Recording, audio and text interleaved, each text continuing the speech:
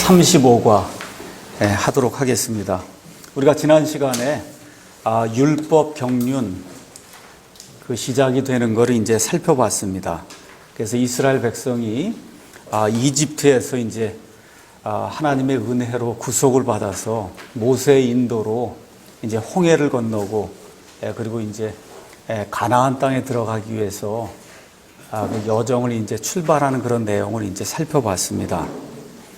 자, 오늘은 이스라엘 역사에서 어느 면에서 또 가장 중요한 그러한 그 시점이 되는 율법을 받는 그 시점, 여기에 대해서 이제 한번 생각을 해보도록 하겠습니다. 자, 출애굽기 19장 1절, 2절 거기 가서 보면 이스라엘 자손이 이집트 땅에서 나올 때 셋째 달에 바로 그날에 그들이 시내 광야에 이르렀더라, 이렇게 기록이 되어 있습니다. 자, 이집트에서 이스라엘 사람들이 유월절을 지켰어요. 그렇죠? 유월절이 이스라엘 사람들의 그 달력으로는 몇 월 며칠이라 그랬어요? 1월 14일. 그렇죠? 1월 14일. 그래서 1월 14일 저녁에 그 다음날 이제 끝난 다음에 이제 이 사람들이 출발을 해서 셋째 달, 그러니까 3월 첫째 날로 이제 보시면 돼요. 그날 이제 시내산 이제 기슭에 이제 다다른 거예요. 그러니까 시간적으로 보면 대략 한 45일 정도 걸린 겁니다. 45일. 자, 이렇게 이제 45일 걸려서 시내산 이제 언저리에 이제 도착을 했습니다.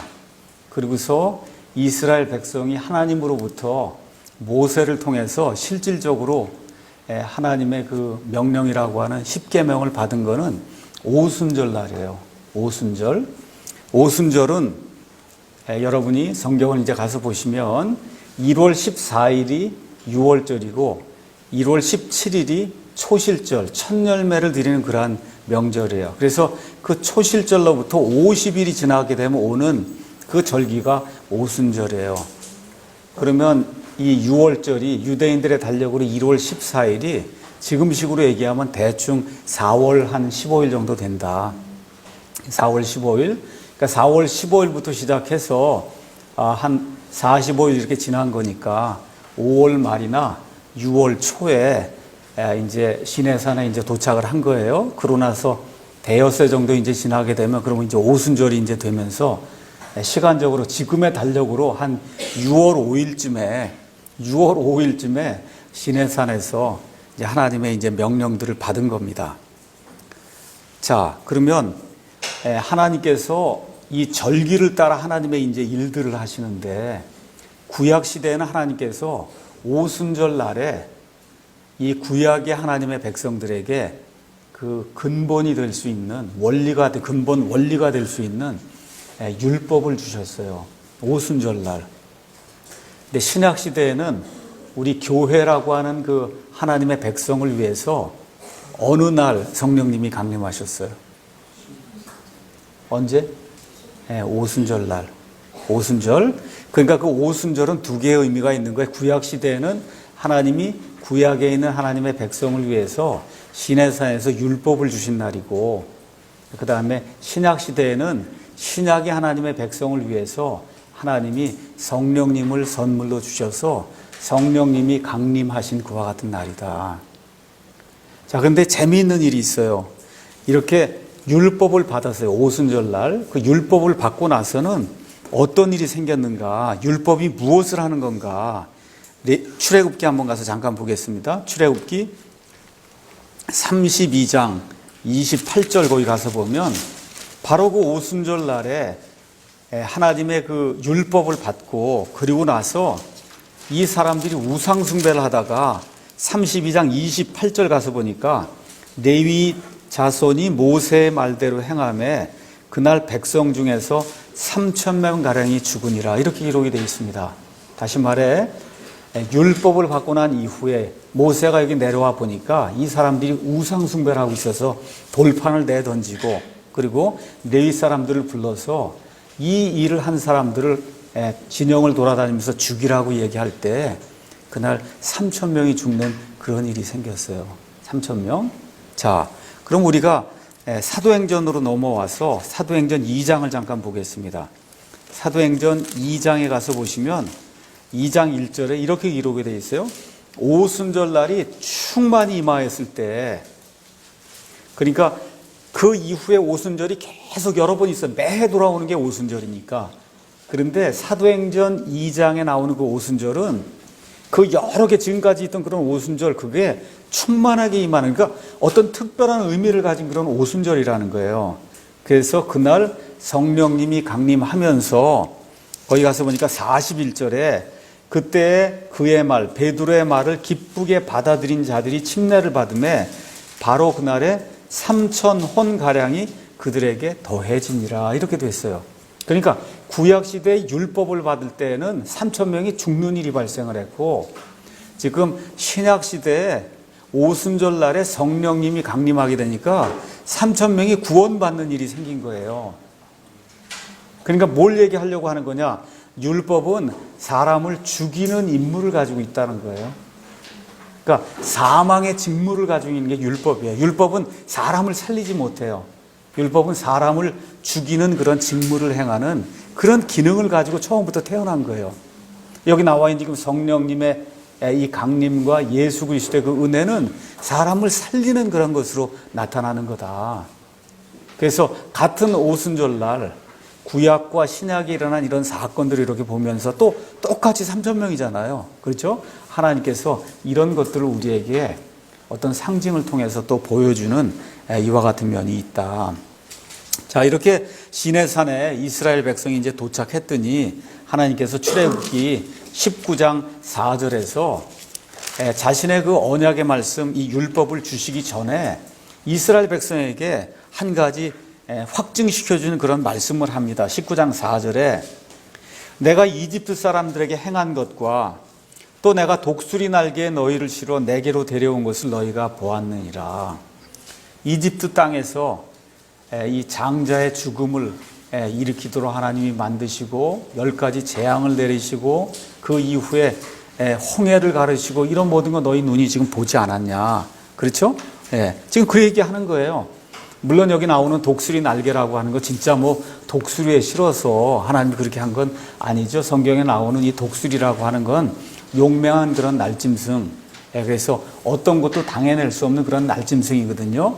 그래서 하나님께서 자신의 그 권능을 지금 독수리 날개라고 하는 그런 걸로 해서 지금 표현하고 있는 겁니다. 자, 그래서 출애굽기 14장 30에서 31절 가서 보시면 홍해를 건너고 난 이후에 이집트 그 군대들이 이들을 따라오게 될 때 이들이 홍해가 다시 합쳐지면서 이들이 몰사하는 그런 일이 생기게 되거든요. 그래서 홍해를 건넌 이후에 이스라엘 백성이 가서 보니까 바닷가에 그냥 이집트 사람들이 그냥 널리 깔려서 죽어 있는 그런 모습을 직접 눈으로 봤다는 겁니다. 그렇죠? 출애굽기 또 15장 25절에 이 쓴물을 만나게 됐을 때 마라에서 하나님께서 그 쓴물을 단물로 이렇게 만들어 주신 것 이스라엘 자손이 직접 눈으로 봤습니다. 그 이후에 출애굽기 16장 11에서 15절 가서 보니까 먹을 것이 없다고 하나님 앞에 외치게 될 때 하나님께서 그들도 모르고 그들의 조상들도 알지 못했던 만나라고 하는, 시편에 가서 보시면 그 만나는 천사의 음식이라고 되어 있어요. 하늘에 있는. 그래서 하늘에 있는 그와 같은 양식을 내려주셔서 그들이 지난 40년 동안 광야에서 작물을 기르지 않고도 정말 굶주리지 않고 이렇게 지낼 수 있도록 하나님 만들어 주셨거든요. 그래서 그런 일들을 행하고 그들의 눈이 직접 봤다는 겁니다. 또 출애굽기 17장 6절 가서 보니까 마사와 무리바에서 물이 떨어지게 될 때 반석, 커다란 바위가 쪼개지면서 거기서 이제 물이 나오는 그런 일을 이스라엘 백성이 봤어요. 물이 얼마나 많이 나왔는지 자그만치 한 200만 명 되는 그 백성이 그 물을 마셨으니까 물이 얼마만큼 콸콸콸 쏟아져 나왔는지 우리가 이제 생각해 볼 수 있는 거죠. 자, 이러한 모든 하나님의 기적과 표적과 하나님의 놀라운 일들을 직접 눈으로 봤단 말이에요. 하나님이 얘기하는 거예요. 내가 율법을 주기 전에 다시 한번 너희에게 이 일들을 상기시킨다. 너희가 어떤 과정을 거쳐서 여기까지 왔냐. 이제 너희가 하나님 나와 언약 백성, 언약을 맺는 그런 관계에 지금 들어가려고 하는데 그거 들어가기 전에 좀 신중하게 한번 생각해라. 진짜 할 건지 안 할 건지 확실하게 너희가 생각을 하고 그리고 예스라고 대답을 해라. 하나님이 이제 그 얘기를 지금 하는 겁니다. 자, 그런데 이스라엘 백성은 그 이후에도 그 전에도 마찬가지로 계속해서 불평과 그 다음에 불신 가운데 이 하나님을 원망하는 그런 일들, 하나님의 은혜와 긍휼을 이렇게 저버리는 그런 일들을 계속해서 이제 행했습니다. 자, 어찌됐든지 하나님께서 다시 한번 그 하나님의 그 역사들을 상기시켜 준 이후에 그 다음에 출애굽기 19장 5절에 하나님이 이스라엘 백성과 언약을 맺으십니다. 이 언약을 우리가 보통 모세 언약이다 그렇게 이야기해요. 그래서 성경에 가서 보시면 노아와도 하나님이 언약을 맺고 아브라함과도 언약을 맺고 그 다음에 여기 모세와도 언약을 맺고 그래서 모세와 언약을 맺은 건 이집트에서 떠나서 지금 광야로 들어가고 있는 1세대 이스라엘하고 언약을 맺은 거예요. 그 1세대 이스라엘이 하나님의 명령에 거부하고 결국은 40년 동안 떠돌아다니다가 다 죽게 되거든요. 그래서 40년이 지난 이후에 가나안 땅에 들어가기 전에 광야에서 태어난 자들, 그래서 1세대는 다 죽고 그들과 더불어 모세가 다시 한번 팔레스타인에서 언약을 맺습니다. 그걸 우리가 팔레스타인 언약이다 그렇게 이야기를 해요.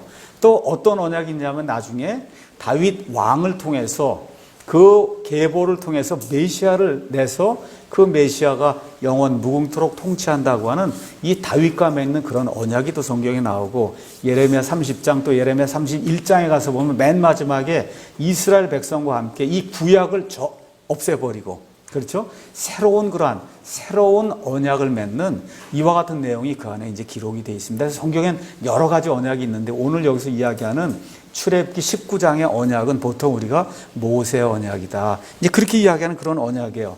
그래서 이 언약을 맺는데 언약이 그냥 맺어지는 게 아니라 한 가지 조건이 있는 겁니다. 그 조건은 뭐냐 하면 그러므로 이제 너희가 참으로 내 목소리에 순종하고 내 언약을 지키며 라는 이런 조건이 붙은 거예요. 그래서 이 조건을 이행을 하면 그러면 너희는 내게 모든 백성들, 이 세상에 많은 민족들이 있는데 그 모든 백성들보다 뛰어난 특별한 보물이 된다는 거예요. 특별한 보물. 이 세상에 얼마나 많은 사람들이 살고 있어요. 그렇죠? 근데 우리가 보통 하나님의 선민 그 얘기할 때 이스라엘이잖아요. 근데 하나님이 그 이스라엘을 가리켜서 뭐라고 얘기하냐면 특별한 보물이라는 거예요. 보물이 많았는데 그 중에도 특별한 보물. 그렇게 이제 이야기하면서 또 그 다음에 뭐라고 했냐. 이는 온 땅이 내 것이기 때문이라. 다시 말해 이 온 땅에 있는 모든 것을 너희가 맡아서 치리할 수 있도록 이런 특별한 보물이 되게 하겠다. 그 다음에 6절 너희는 내게 제사장 왕국이 된다. 제사장이라고 하는 건 하나님과 사람 사이에 서서 중보하는 역할을 하는 게 제사장인데 이 세상에 많은 그런 민족들이 있는데 그 민족들 간에 내가 너희만 딱 택해서 그래서 이 민족들과 여기 하나님 나 사이를 중보할 수 있는 다시 말해 메시아가 나올 수 있는 그와 같은 민족으로 하나님 만들어 주시겠다는 겁니다. 그렇죠? 그 다음에 거룩한 민족이 된다. 거룩하다고 하는 건 죄가 없다 그런 뜻이 아니라 하나님이 따로 구분해 놓은 그런 민족이 된다는 거예요. 그런 민족이 된다. 그러니까 모세 내가 이런 말들을 가서 이스라엘 백성에게 일르라고 이제 이야기하는 그런 내용이 안에 이제 기록이 돼 있는 겁니다. 자, 그래서 이스라엘 백성이 뭐라고 얘기하냐? 가서 모세가 이 모든 말을 그들에게 전했어요. 7절에 가서 보니까 그랬더니 8절에 온 백성이 함께 응답하여 이르되 주께서 말씀하신 모든 것을 하나도 빼놓지 않고 모든 것을 우리가 행하리이다 하니 모세가 백성의 말을 주께 전달하는 그런 내용이 이 안에 이제 기록이 되어 있습니다. 그래서 하나님께 이 모든 것을 우리가 지키겠다고 약속을 하면서 드디어 하나님과 언약을 맺는 그런 내용이 이제 이게 기록이 된 거예요. 이게 이때부터 사실은 엄밀하게 이제 구약이 시작이 되는 겁니다. 우리가 보통 얘기하는 구약, 올드 테스터먼트가 시작이 되는 거예요. 자, 근데 여기 가서 보면 우리가 간과해서는 안 될 그런 내용이 이제 있는 거예요. 이게 뭐야? 자기 확신의 위험에 빠지면 안 된다는 거예요. 지금 이스라엘 백성이 뭘 몰라요? 지금 한치 앞을 몰라요. 지금 내일 무슨 일이 일어날지 알지도 못하고는 뭐라 그래요? 모든 명령을 다 지킨다고 그래요. 모든 명령을. 이게 사실 좋은 뜻으로 얘기한 건 맞는 거예요. 우리가 하나님의 명령 한번 살아보겠다 이게 좋은데 실질적으로 가서 보면 그걸 지킨 사람 하나도 없습니다. 심지어 모세도 못 지켜요. 못 지키고 결국 어떻게 돼요? 가나안 땅에도 못 들어가거든요. 그렇잖아요. 하나님을 진노하게 해서 심지어 모세와 아론과 미리암도 그 가나안 땅에 들어가지 못해요. 다 지키겠다고 하겠다는 그 말한 사람 중에 모세도 포함되어 있는 거예요. 그래서 저와 여러분 이런 것들을 보면서 자기 확신에 깊이 빠지면 안 된다는 거. 사람은 늘 타락할 수 있고, 그래서 어려움 속에 빠질 수 있고 하나님의 명령을 지킬 수 없는 그런 상태에 빠질 수 있기 때문에 내 자신을 신뢰하지 말라. 이걸 우리가 이제 배워야 된다는 겁니다. 그래서 이스라엘 백성이 한 목소리로 주여 주께서 말씀하신 것을 우리가 다 행하겠습니다. 그렇게 이제 이야기를 했는데 나중에 가서 보면 출애굽기 24장 3절에도 똑같은 내용이 그 안에 이제 기록이 되어 있습니다. 24장 3절 거기 가서 보니까 모세가 와서 주의 모든 말씀과 판단의 모든 법벌을 백성에게 구하매 온 백성이 한 목소리로 응답하여 이르되 주께서 하신 모든 말씀 100% 그거를 우리가 행하겠습니다. 그렇게 이야기하는 내용이 그 안에 기록되어 있습니다. 그래서 이런 것들을 보면서 사실 우리 사람에게는 하나님의 모든 명령을 지킬 수 있는 그런 힘이 없다는 거, 이런 것들을 우리가 깨달아 알아야 된다는 거죠. 신명기 5장 27절 29절에도 이와 같은 말씀이 그 안에 그대로 기록이 되어 있습니다. 그래서 찾아보진 않겠지만 그 내용을 가서 보면 문제가 어디 있냐? 이스라엘 백성의 마음에 있다는 거예요. 마음. 그래서 성경은 계속해서 처음부터 끝까지 사람의 마음이 문제라고 우리에게 이제 이야기하는 겁니다. 어느 정도로 문제냐? 예레미야 17장 가서 보겠습니다. 예레미야 17장 9절에서 10절 가서 보면 이렇게 기록이 되어 있어요. 마음은 모든 것보다 거짓되고 이 세상에 수백 가지 수만 가지가 있는데 그 모든 것보다 가장 거짓된 게 마음이라는 거예요. 극도로 사악하니 누가 그것을 알 수 있으려. 그러니까 내 마음 나도 몰라 이렇게 되는 거예요. 내 마음 진짜 나도 모르는 게 사람이다. 그렇죠? 하나님이 얘기하는 거예요. 너희들 뭐 확신 가지고 뭐 한다 그러는데 실질적으로 이 세상에 있는 모든 것보다 사악하고 극도로 사악한 게 필사적으로 사악한 방향으로 나간다는 거예요. 이게 마음이다. 근데 10절에 나 주는 마음을 살피며, 근데 하나님은 사람의 동기를 살핀다는 거. 어떤 일을 하거나 뭐라 예스 뭐 대답을 하고 이런 거 할 때 하나님은 마음을 살피며 속 중심을 시험하여, 여기 나오는 속 중심이라고 하는 거 여기서 레인이라고 하는 그런 말을 쓰고 속 중심이 어떨 땐 바월스라고 하는 그런 단어를 써서 영어로 그거는 창자 속이라는 거예요. 여러분 창자 속 볼 수 있는 사람이 있어요? 네. 근데 하나님은 아신다는 거예요. 이 안에 이 내부에. 그러니까 이 유대인들은 이 창자 속 안에 사람의 속 마음이 들어있다고 그렇게 봤어요. 사람에게는 안 보이지 그게. 근데 하나님은 그 속 중심을 가서 들여다보신다. 그래서 각 사람의 길들과 그 사람의 행위들의 열매대로 그 사람에게 주느니라.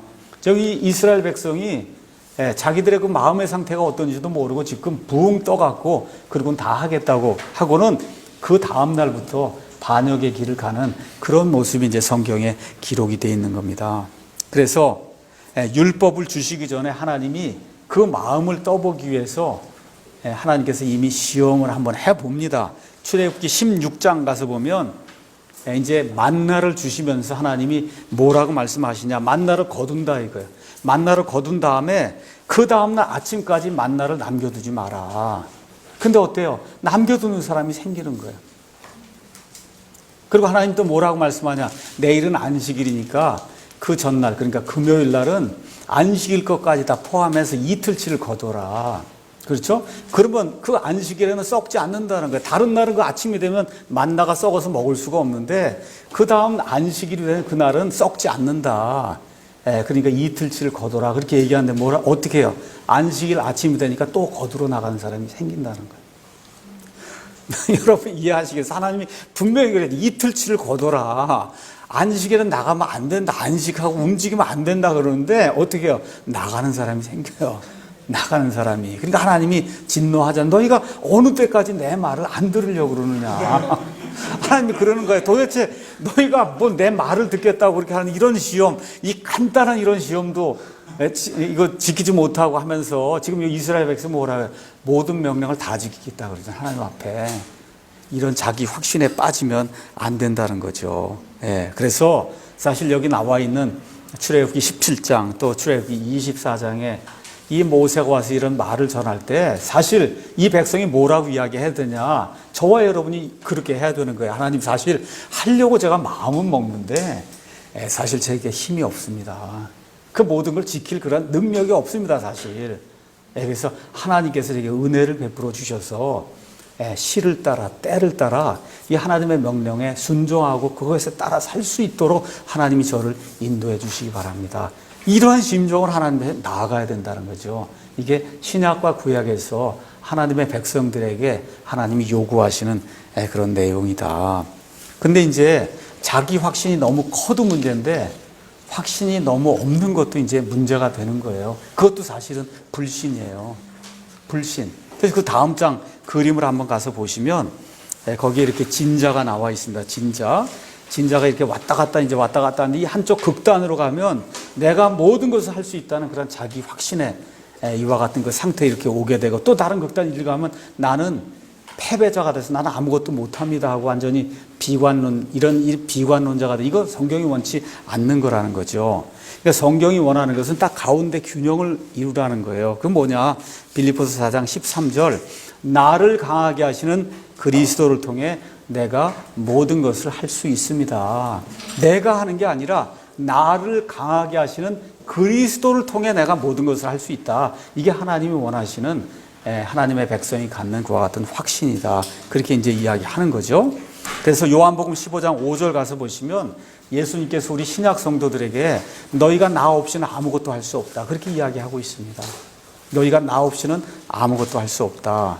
예를 들어 마가복음 14장 29절에 31절 가서 보면 베드로가 예수님께 뭐라고 얘기해요? 다른 사람들은 다 주님을 배반할지라도 나는 결코 주님을 배반할 그런 일 없습니다 하고 자기 확신을 폈지만 결국 뭐예요? 그게 지킬 수 없는 자기 확신의 그런 약속이었거든요. 그래서 이와 같은 일들을 이렇게 보면서 우리가 하나님의 백성으로 너무 자기 확신을 이렇게 강하게 주장하는 거, 이거 안 된다는 거죠. 그렇죠? 그냥 겸손하게 하나님께서 제게 힘을 주시면 제가 최선을 다해서 순종하는 그런 삶을 살겠습니다. 이렇게 이제 나아가야 된다. 이런 예를 이제 하나님이 이제 보여주시는 겁니다. 자, 드디어 이제 하나님께서 율법이라고 하는 걸 이제 주십니다. 율법. 자, 율법은 하나님께서 이스라엘 백성에 처음으로 기록된 명령을 주신 게 율법이에요. 이 율법은 특징이 뭐냐?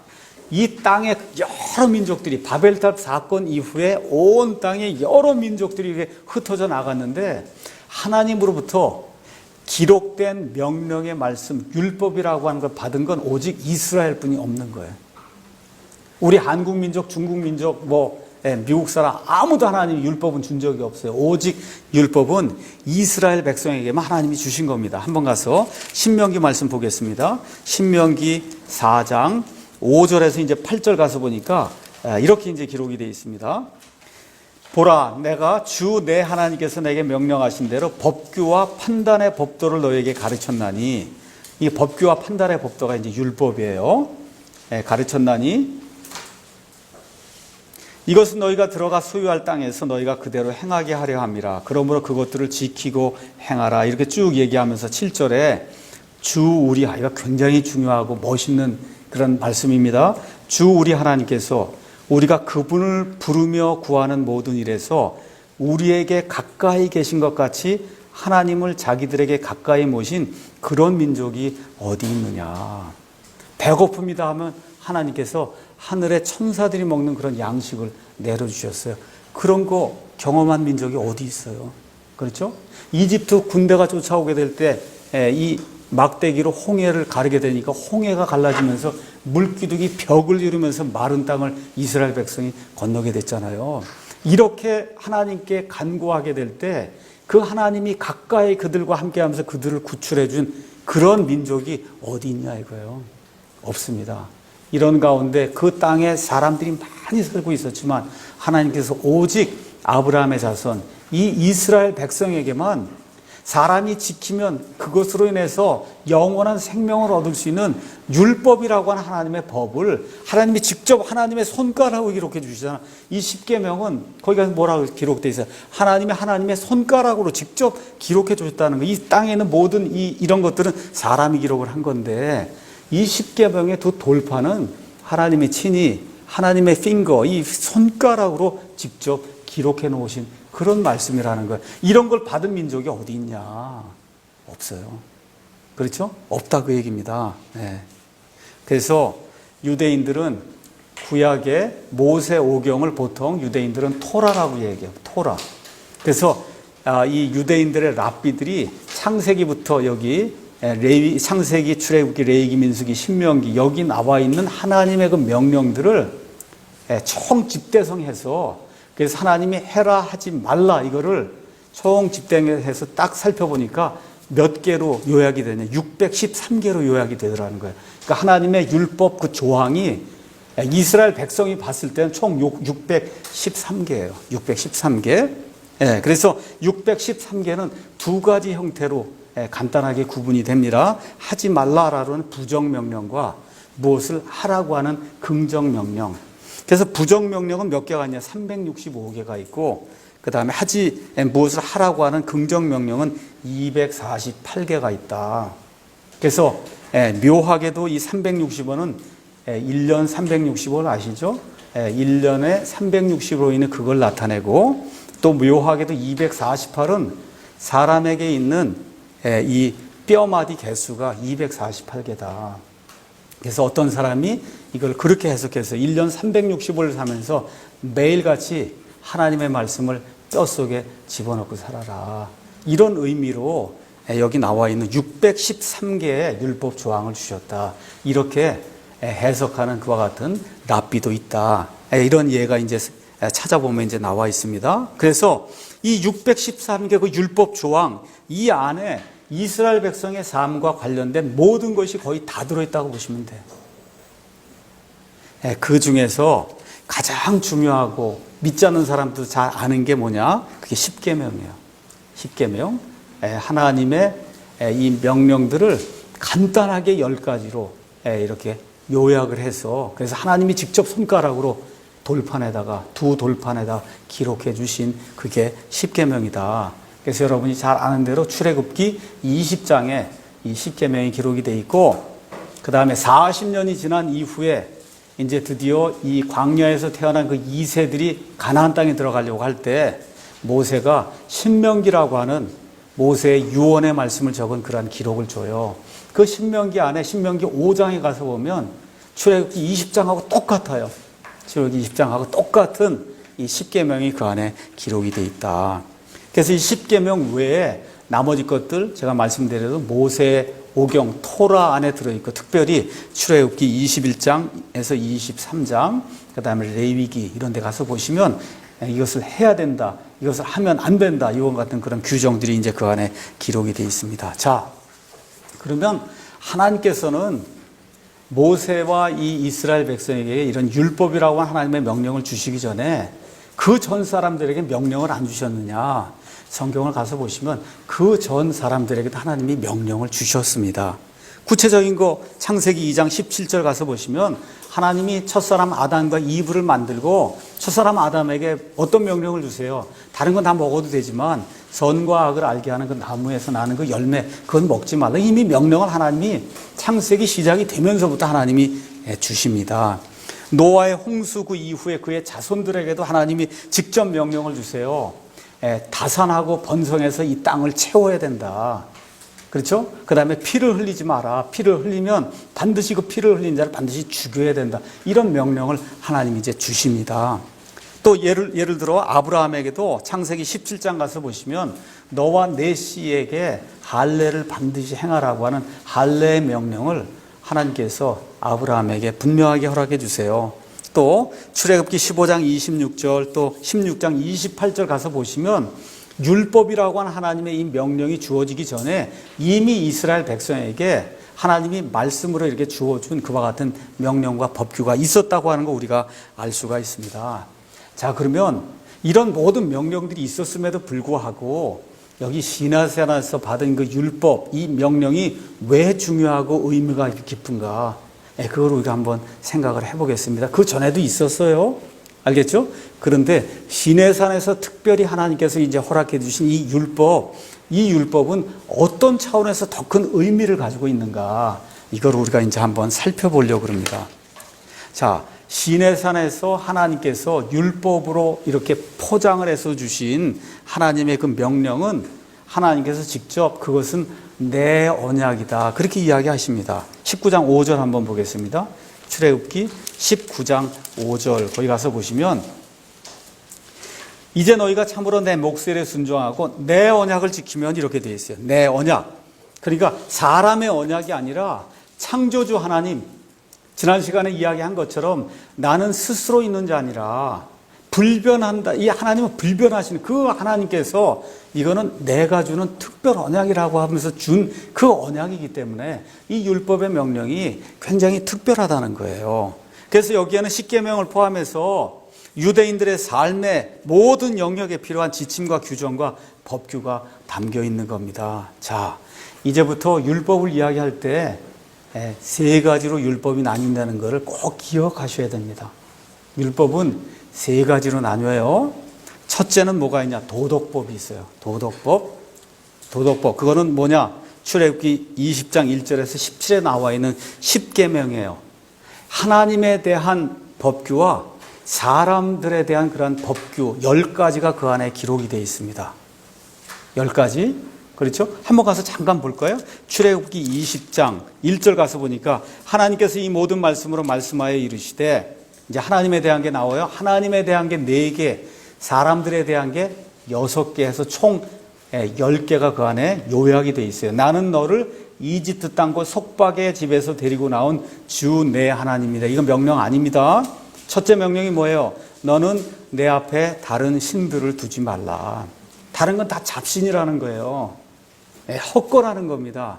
아니면 하나님이 만든 그런 창조된 이 천사와 같은 그런 존재이기 때문에 그런 것들 내 앞에 두지 마라. 둘째, 나는 보이지 않는 존재이기 때문에 절대로 이 땅에 있는 어떤 것의 형상을 가지고 그리고 그거를 하나님이라고 하면서 거기다가 경배하지 마라. 하나님 그걸 요구하시는 거예요.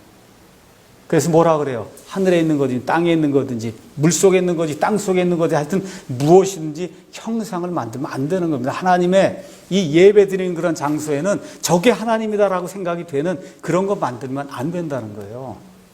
하나님이 그 얘기를 이제 해주시는 겁니다. 자, 그 다음에 이제 또 뭐라고 말씀하시냐?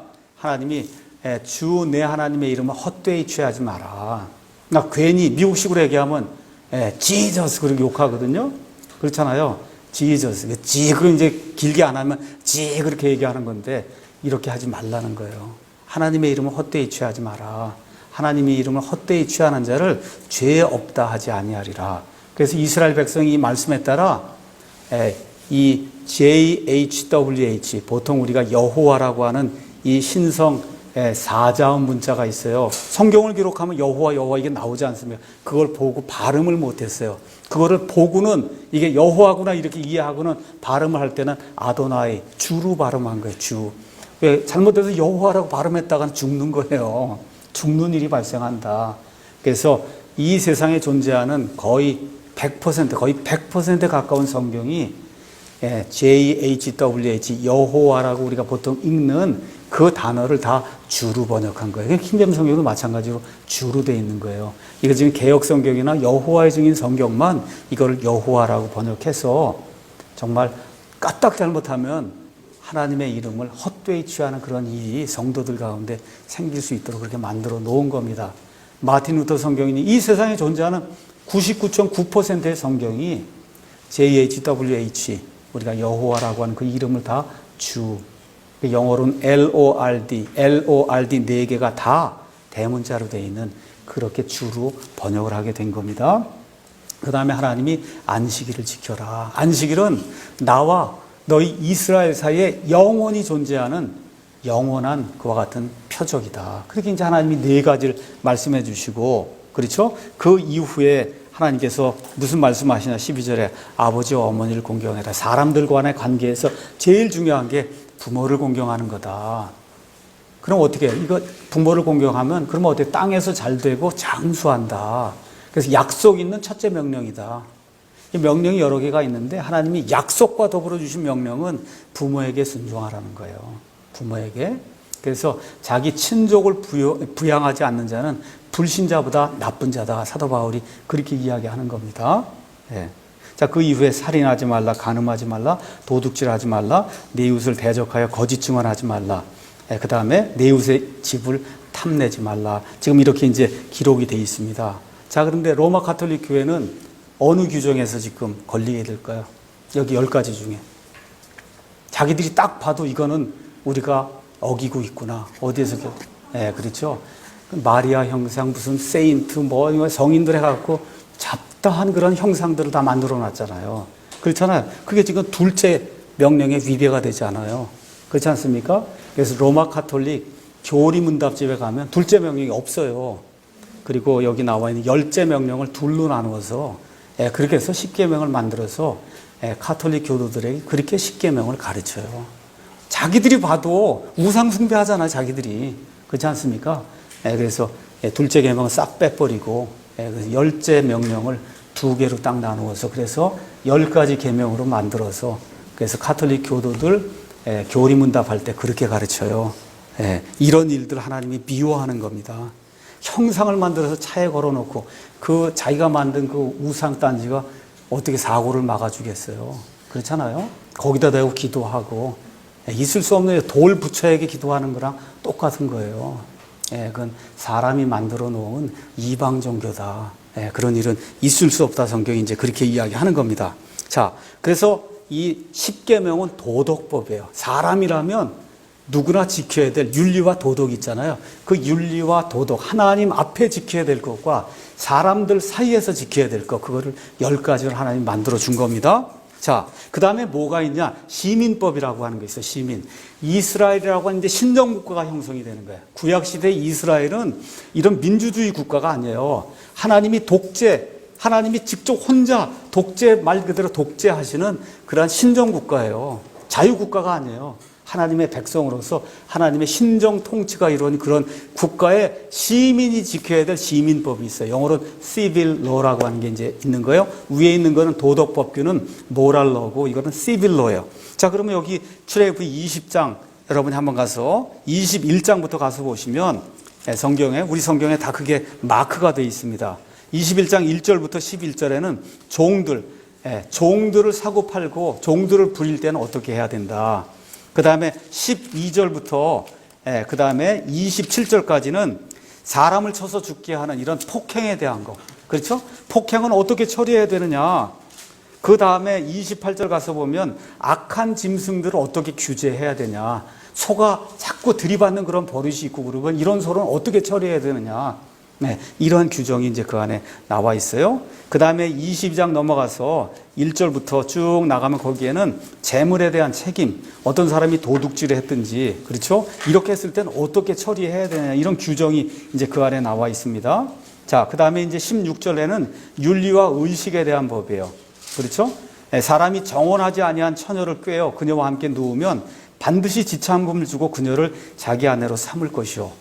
정혼하지 않았는데 가서 같이 동침했다 이거예요. 그렇죠? 그럼 어떻게 돼요? 지참금을 그 아버지 어머니에게 주고 그 여자를 사와서 구약시대엔 다 여자를 돈을 주고 사는 거예요. 지금처럼 거저 얻는 게 없습니다. 지금은 거저 얻잖아요. 제가 딸이 셋 있는데 지금 한 딸 시집 보냈는데 거저 줬어요, 제가. 아직 둘이 더 있는데 거저 주는 거였지. 구약시대에는 딸을 얻으려면 딸의 부모에게 가서 합당한 돈을 그 지참금을 치러야 그래야 딸을 얻어올 수 있는 거예요. 그러니까 정혼하기도 전에 가서 잠자고 이래갖고 문제가 생기면 아버지 어머니에게 돈 주고 그리고 아내로 데려와야 되는 이런 법을 하나님이 다 만들어 놓은 이게 신정국가, 내가 다스리는 이 신정국가에서 너희 이렇게 해야 된다. 시민으로. 지금 그 얘기하는 겁니다. 그 다음에 23장에는 재판을 어떻게 하는 거냐, 재판하는 그 내용이 이제 나와 있어요. 그 다음에 이제 10절부터, 그 다음에 13절에는 안식에 대한 건데 이번에 특별히 안식년에 대한 거예요. 안식일도 있지만 안식년도 있어요. 안식년 그건 뭐예요? 여섯째 해까지는 땅에 모든 걸 뿌려서 그래서 경작을 하는데 일곱째 해는 안식하게 내버려 둬야 된다 그 얘기입니다. 그 다음에 14절부터는 세 가지 명절 1년에 세 차례 내 앞에 나와야 된다. 이스라엘 백성의 남자들은 어느 때 나와요?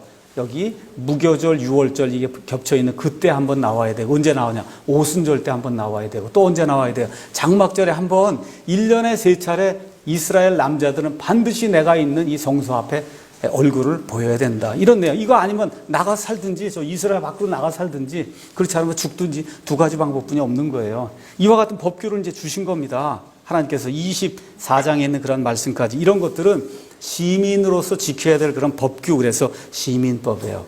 자, 그 다음에 이제 중요한 것이 뭐가 있냐 하면 의식법이 있어요. 의식법. 이거는 세리머니얼 러다. 우리가 이제 보통 아니면 리추얼 러다. 이제 그렇게 이야기하는 거예요. 이것은 뭐냐 하면 하나님께서 출애굽기 24장 그 이후에 25장부터 가서 보시면 이스라엘 백성이 하나님께 나올 때 예배 드리시는 처소, 그 뭐야? 성막이죠. 성막. 그렇죠. 이 성막을 어떻게 만들고 그 성막의 제단과 그 다음에 향단과 그 안에 등잔대와 그 다음에 이스라엘 백성이 그런 모든 이 희생예물 드리는 일들을 맡는 제사장은 어떤 옷을 입어야 되고 이런 모든 것들, 그렇죠. 이러한 어떤 의식을 집행하기 위해서 필요한 죄헌물, 번제헌물, 그렇죠. 그 다음에 화평헌물, 하나님 앞에 드려야 될 그런 여러 헌물들이 레위기에 보면 자세하게 기록이 되어 있어요.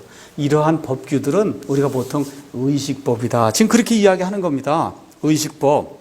자, 그래서 구약에 나와 있는 이 율법, 이 율법 이 세 가지 법은 원칙적으로 누구에게 준 거예요?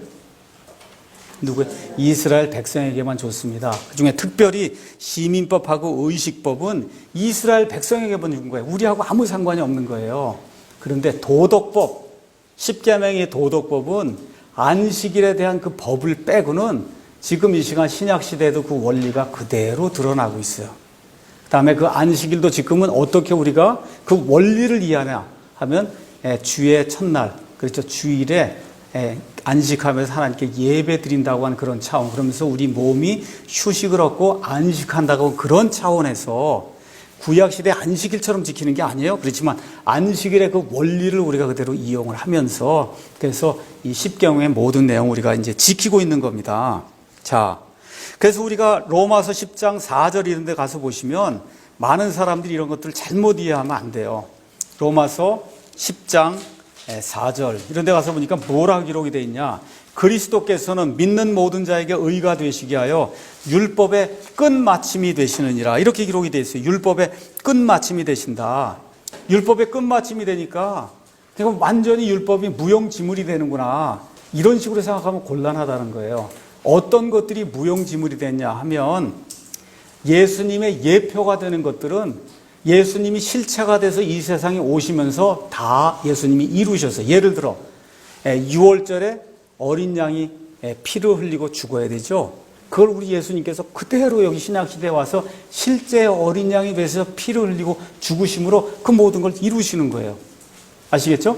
초실절에 초실 하나님께 첫 열매를 드리는 거 예수님께서 부활의 첫 열매가 되셔서 그 초실절의 예표로 예수님이 실질적으로 다 그대로 이루신단 말이에요. 이와 같이 하나님이 만들어 놓으신 이런 규정들이 율법의 모든 규정들이 예수님이 성취하심으로써 다 이루어지는 거예요. 그리고 또 하나 아까 말씀드린 도덕법이라고 하는 것, 도덕법은 그것은 그 규정이 원래는 이스라엘에게 주어졌지만 그 안에 들어있는 그 10가지 기본 정신은 신약시대에도 그대로 이어지고 있다. 이런 내용들 저와 여러분이 잘 이해를 하셔야 됩니다. 그래서 사실 믿는 사람들은 율법의 속박이라고 하는 그런 데 놓여 있지 않고 은혜 아래 있는 게 사실이에요. 근데 은혜 아래 있다 그래서 이거를 오용하면 안 된다는 거예요. 은혜 아래 있으니까 법이라고 하는 건 다 나쁜 거니까 지키면 안 된다 하면 무법주의가 되는 거거든요. 무법주의가 되는 것은 그건 불법이다. 성경이 그렇게 이야기합니다. 그래서 신약 성경에 가서 보면 하나님은 질서의 하나님이세요. 화평의 하나님이세요. 무질서와 혼돈, 법이 없으면 무질서와 혼돈이 생기거든요.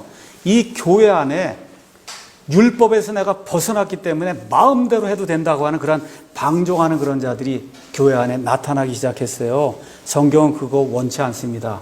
그래서 구약의 율법이라고 하는 그 틀 자체에서 우리가 해방받은 건 사실이지만 하나님이 원래 질서와 화평을 유지하시는 그런 하나님이시기 때문에 하나님의 백성이 모여있는 이 교회, 또 하나님의 백성이 속해 있는 이 국가, 그 예를 들어 로마서 13장에 가서 보시면 모든 혼은 권력들에게 순종하라고 하나님이 이야기하세요. 모든 권력은 하나님이 주시는 거다. 그렇죠? 이 권력에 순종하는 그런 일이 안 생기면 어떻게 돼요? 나라가 혼돈과 혼란에 빠지면 그러면 뒤집어지는 거예요. 그럼 공산주의 혁명이 생기는 겁니다. 이런 일은 하나님이 원치 않는 거다. 그래서 이 율법에서 벗어났다고 하는 게 질서 없이 마음대로 방종하면서 하는 그런 걸 의미하는 게 전혀 아니다. 그래서 우리가 마태복음 5장에 가서 보시면 이런 귀한 말씀이 그 안에 이제 기록이 되어 있습니다. 예수님께서 무엇라고 말씀하시느냐? 5장 17절 가서 보니까 내가 율법이나 대언자들의 글을 폐하러 온 줄로 생각하지 마라. 나는 폐하러 오지 아니하고 어떻게 해요? 성취하러 왔노라. 구약의 모든 율법을 예수님이 성취하셨다는 거예요.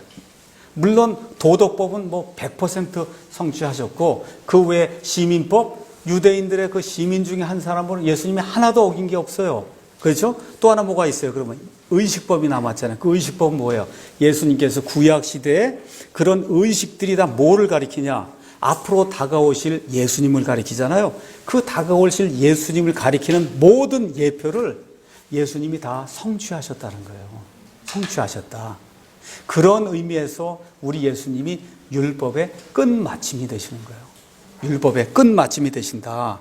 그래서 이런 것들을 저와 여러분이 잘 이해해야, 그래야 율법주의자가 되지 않으면서도 하나님이 주신 이 이성과 상식을 가지고 하나님이 기뻐하시는 하나님의 백성으로서 올바른 그런 삶을 살 수 있다.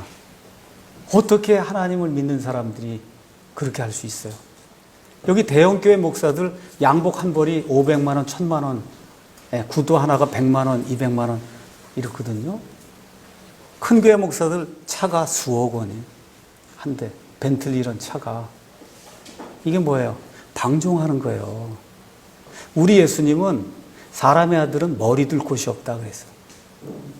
한번 생각해 보세요. 하나님이신 이 예수님이 이 땅에 오셔서 나는 머리 둘 데가 없다. 이렇게 지금 사시는데, 그렇죠? 옷 한 벌이 1000만 원. 깃털 양복 뭐 이런 옷 한 벌이 1000만 원. 말이 되냐고 이게. 그럼 왜 그래요? 방종한 거예요. 어느 면에서 사실은 하나님을 모르는 거예요. 이 넥타이 난 5,000원짜리 매도 아무 문제 없어요. 이거 5,000원짜리 홈플러스 산 건데 아무 문제 없어요. 왜? 왜 그래? 이것만 해도 사람만 똑바르게 딱 되면, 그러면 바른 사람으로 비춰지는 거지. 넥타이 10만원짜리, 20만원짜리 한다 그래서 사람이 달라지는 거 아니거든요. 그러니까 예수님을 믿는 그런 사람이 이런 물질을 취급하는 그런 모든 면에서도 하나님과 사람 앞에 누가 봐도 이게 상식적으로 방종의 길을 걷지 않는다는 게 그게 드러나야 하나님을 기쁘게 하는 거예요. 기쁘게 하는 거. 그래서 이 율법이라고 하는 그런 틀에서 우리가 벗어났지만 율법의 그 정신, 질서 있게, 규모 있게, 이 화평하게 하나님을 섬겨야 된다는 그 정신, 그 정신은 지금 이 시간에도 그대로 존재하는 거다. 여기까지 하고 이 시간 마치겠습니다.